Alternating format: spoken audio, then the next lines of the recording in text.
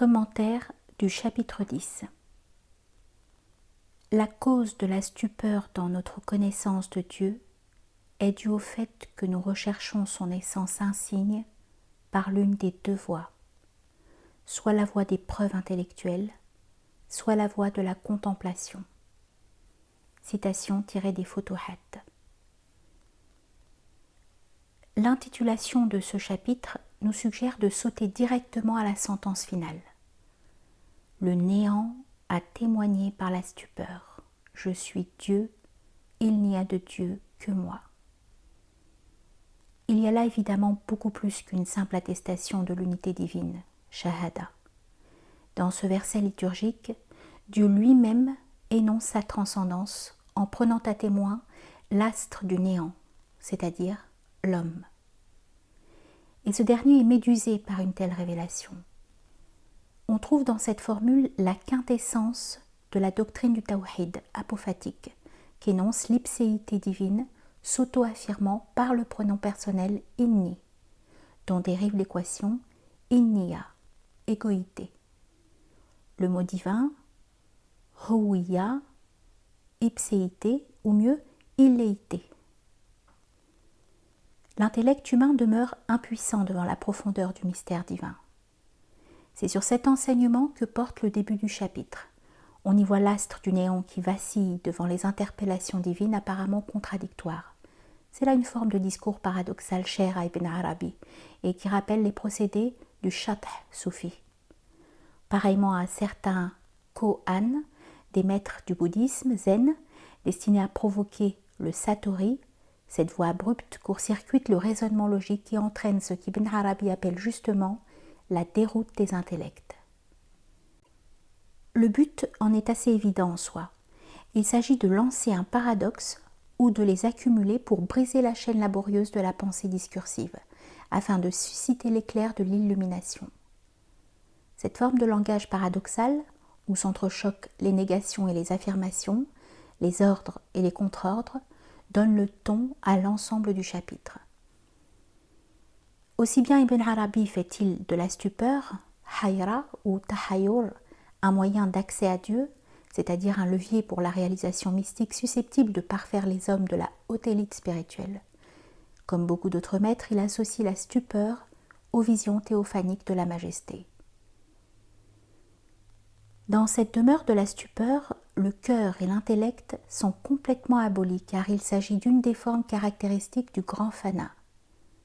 Il n'y a plus de repères, ni de sujet, ni d'objet à distinguer.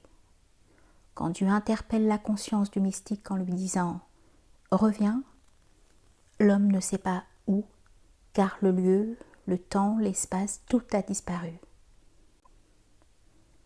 Si tu entends cet ordre de revenir, écrit ailleurs Ibn Arabi, réponds « De toi, Seigneur, vers toi ». Le retour de l'annihilation mystique se fait toujours depuis Dieu vers lui, car la conscience immergée dans la présence divine constitue le lieu de Dieu.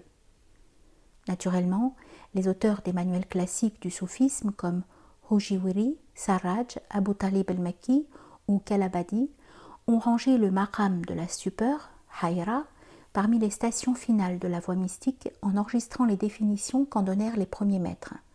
Hallaj, Shibli, Ibn Hatta et Junayd, le maître à penser du groupe de Bagdad au IXe siècle. En réalité, cette station hors norme reste indéfinissable et chaque maître l'évoque à sa manière. Le prophète Muhammad, paix et bénédiction de Dieu sur lui, avide de recevoir toujours plus de la révélation divine, comme les saints de recevoir toujours plus d'effusion spirituelle, aurait dit « Seigneur, augmente notre stupeur en toi ». Il s'agit véritablement d'une croissance de l'âme dans l'émerveillement du mystère de l'être infini. Inqualifiable, incernable, inscrutable. Et il n'est pas étonnant que notre mystique en fasse l'ultime critère de la connaissance à laquelle aspirent toutes les classes de wali, qu'il s'agisse des héritiers, des itinérants, des dévots, des véridiques ou bien des prophètes et des envoyés. Car l'expérience du tawhid dépend de la capacité de chaque vase humain à absorber le breuvage de la stupeur qui est la réalité divine dans l'infinitude de ses manifestations. Notre commentateur Sadr ad-Din Kouniaoui voit avec raison dans la succession des paradoxes et des ordres déroutants donnés aux pèlerins le salutaire apprentissage des mœurs de Dieu. Akhlaq al-haq, car la stupeur est le vêtement par lequel Dieu se dissimule à l'homme tout en se révélant à travers lui. Celui qui endosse le vêtement de la stupeur, c'est comme s'il revêtait Dieu et en assumait providentiellement la forme épiphanique. De la même manière que celui qui assume l'illéité du pronom Huwa, en se dépouillant totalement de son ego individuel, cache l'ipséité divine, le pronom Ana, à laquelle il renvoie. Mais ce vêtement, comme tout attribut de la face divine, est voué à la destruction. Aussi Dieu ordonne-t-il aux pèlerins de le lancer dans le feu. S'il est consumé, c'est bien le vêtement de Dieu, autrement non. Que signifie cette leçon ?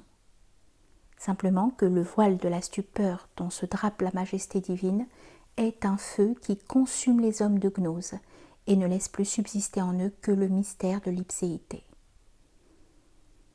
Le but de cette contemplation sera peut-être atteint si, à l'instar du pèlerin interpellé dans cette station, l'auditeur sent vaciller la lumière de sa raison et se sent invité à suivre la voie de l'errance à la suite de ces éveillés spirituels qui préfèrent les certitudes de la contemplation muette aux voies illusoires de la démonstration. Dès la fin du IXe siècle, le grand mystique Kharraz, celui qu'on surnommait la langue du tasawwuf, rangeait les adeptes de l'errance et de la stupeur parmi la classe la plus élevée des unifiques, ayant annihilé leur propre ego dans l'amour du bien-aimé, s'étant établi dans la splendeur de son unicité et égaré dans son admirable lumière.